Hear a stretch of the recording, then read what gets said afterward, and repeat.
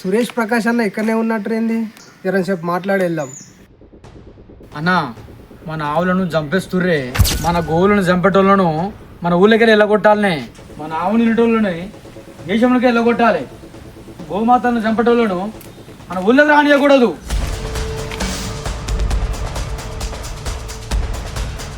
అన్నా మనమంతా ఒక్కటన్నా, వాళ్ళని దేశంలో ఉండనివ్వద్దు. ఆలోచించురన్నా. అన్నా వాళ్ళ మాటలు నమ్మొద్దన్నా. బాయ్ బాయ్ అంటే మనమే, వాళ్ళు మన శత్రువులు. దేశంలో పెట్రోల్ రేట్లు పెరిగితే ఎవరు మాట్లాడరా?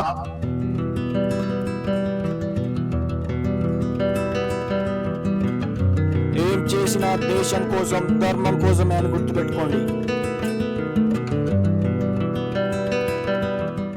అరే సురేష్ అన్నా మొన్న ముస్లిం లీడర్లు అందరూ కలిసి ఒక ప్రెస్ మీట్ పెట్టారు. మళ్ళీ పెట్టిరే ప్రెస్ మీటు.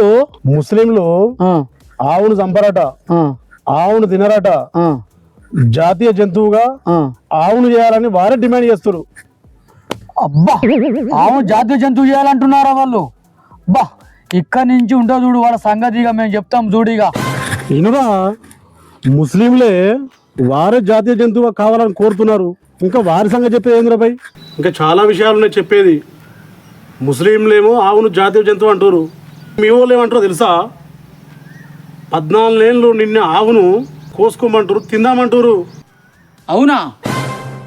ఇదేందన్నా, మనోళ్ళు మొన్నటిదాకా ఆవును ముట్టుకుంటేనే కొట్టాలి తనాలి అన్న వాళ్ళు 14 ఏళ్ళు నిండితే కోసుకొని తినమంటారు. ఇదే కడి పద్ధతి అన్న మన వాళ్ళది. అరే ఆవు అంటే వాళ్ళకు రాజకీయం. నియాసంలో మందిని వాడుకోవడం కోసమే ఆవును అడ్డు పెట్టుకున్నారా. చిన్న పెద్ద వారిని హిందువులందరూ రెచ్చగొట్టిర్రా.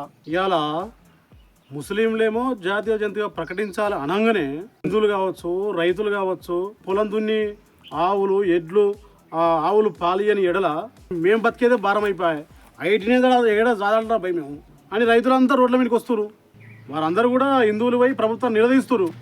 అందుకే 14 ఏళ్ళు నిండినా పాలు ఇవ్వకపోయినా ఏమైనా వేసుకోవచ్చు అని అంటారు. అంటే 14 ఏళ్ళు నిండితే ఆవు అమ్మ కదా, దాంతో మన కుటుంబాన్ని నిలదీసినాం, పాలు తీసుకున్నాం, దున్నినాం. పాలు ఇవ్వకపోతే పశువా? గోమాత కాదా, దేవత కాదా? మన ముక్కలే మనం. ఇంకా చెప్పేది చాలా ఉంది వినురా. ఇంకేముందానా? ప్రపంచంలో బీఫ్ ఎగుమతి చేసే దేశాలలో ముందు స్థానంలో మన దేశమే ఉంటుంది. ఆ కంపెనీలన్నీ ముస్లింల పేరు ఉన్నాయి, కానీ అవన్నీ హిందువులే. జాతీయ జంతువు అంశం రావంగానే ఇలా వాళ్ళ కంపెనీలకే ముప్పు వచ్చింది. వాళ్ళకి ఏమవుతుంది? వాళ్ళు అమ్మేదే బర్రె కూరనే.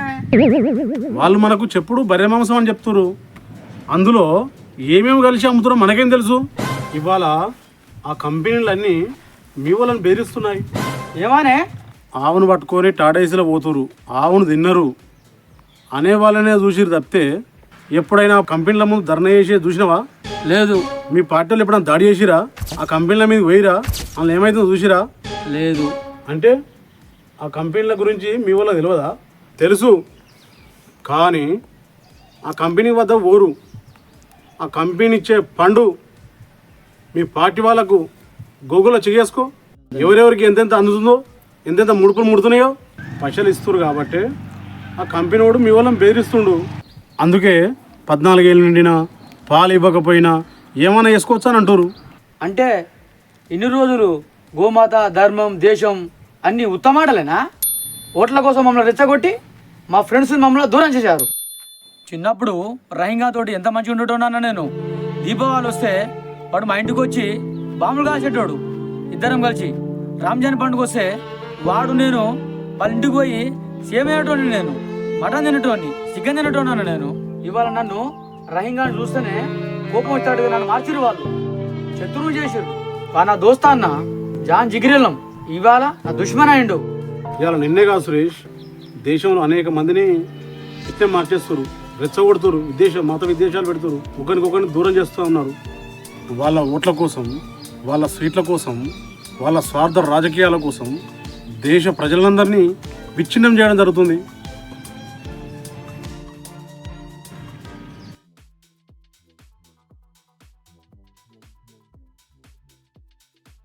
సలాం అలైకుం రహీం భాయ్. నమస్తే ప్రకాష్ అన్న. సలాం అలైకుం.